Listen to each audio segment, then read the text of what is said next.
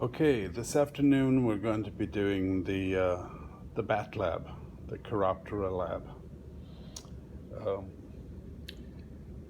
The bats are in the clade Scrotifera, and going back to the consensus tree from the lab manual, you'll know that this clade unites pangolins, carnivores, bats, and all the ungulates, which include the whales. So this is the clade Scrotifera. And we have a fairly good representative collection of bats, except for the Megachiroptera, the large flying foxes or fruit bats, which I'll get back to in a moment. However, we're only going to be dealing with a few different families. We're going to be dealing with some orders, so the Philostomidae, the free-tailed bats, the Mammalogy, and then a number of species in the family Vespertilionidae, the so-called vesper bats or evening bats. And there's some here. We got some more over here. Lasiurus blossfeli, Lasiurus cinereus, Parastrellus, Placotis townsendii. We've got more here. So also we're going to look at aspect ratio, wing aspect ratio, which is related to the ecology of these bats. But first we're going to talk about the flying foxes, the family Pteropodidae.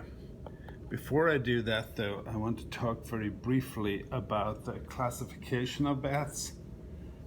Bats are, if you look at your lab manual, you'll see that they're divided into two suborders, and the order, suborder,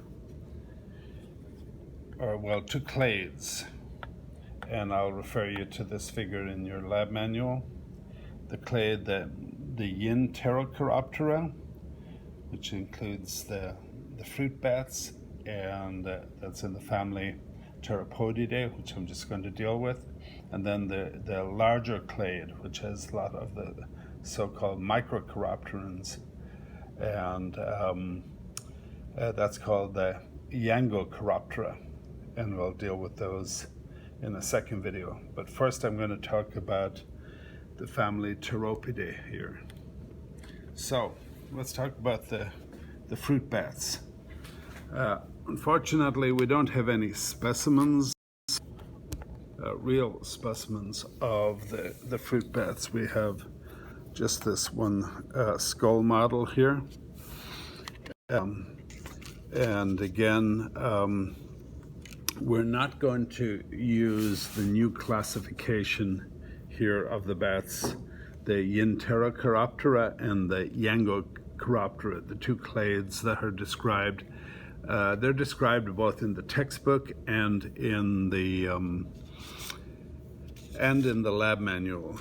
We're going to stick with the old classification, especially since we don't have many representatives of different families of bats, and we don't have any representatives of the flying foxes, the Pteropodidae, other than this one bone clone skull here. But it's important for us to talk about it briefly.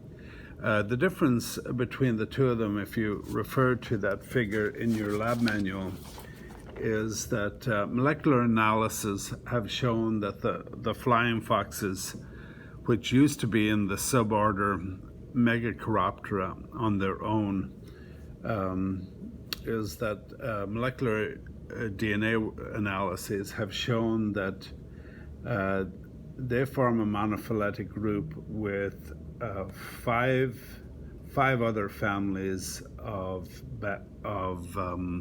bats in the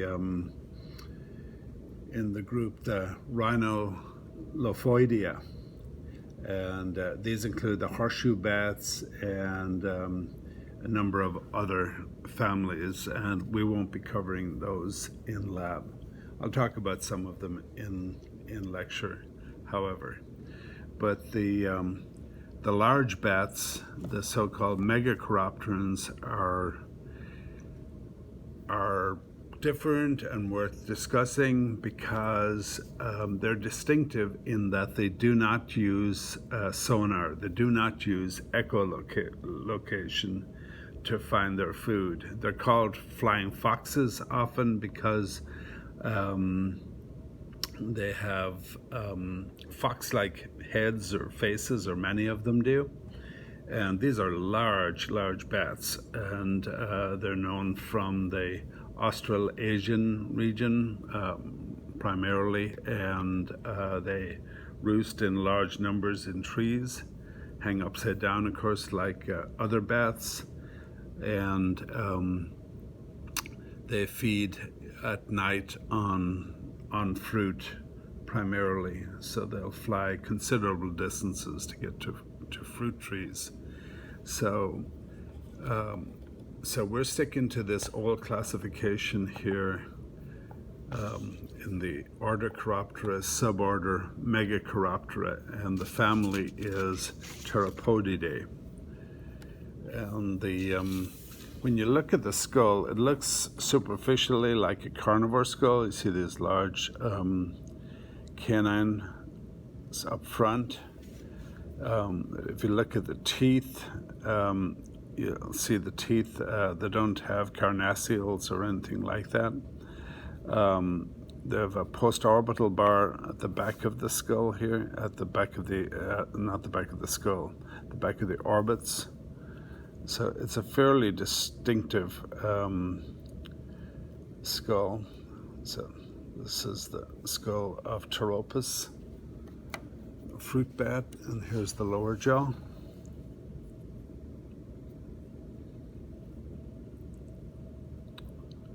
And a flying fox, or Pteropus. Bats in general have a number of anatomical features that set them apart from other mammals. For one thing, they're the only true flying mammals. There are a number of other mammals I've taken to the air, but those are gliding mammals, including some marsupials that glide. But bats are the only true flyers. One striking anatomical feature is to do with the knee.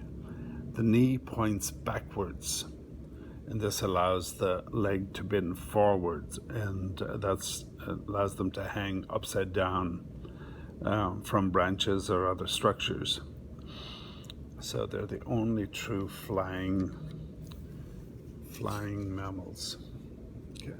So these are the suborder Megachiroptera, family Pteropodidae. This is the flying fox, and this is in your handout.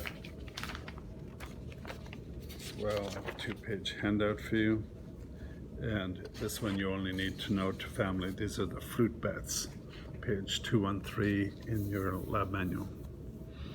Okay, now we're going to go on to the suborder Microchiroptera, and they're all in the clade. The families that we will be looking at 3 families. They will all be in the clade Yangochiroptera.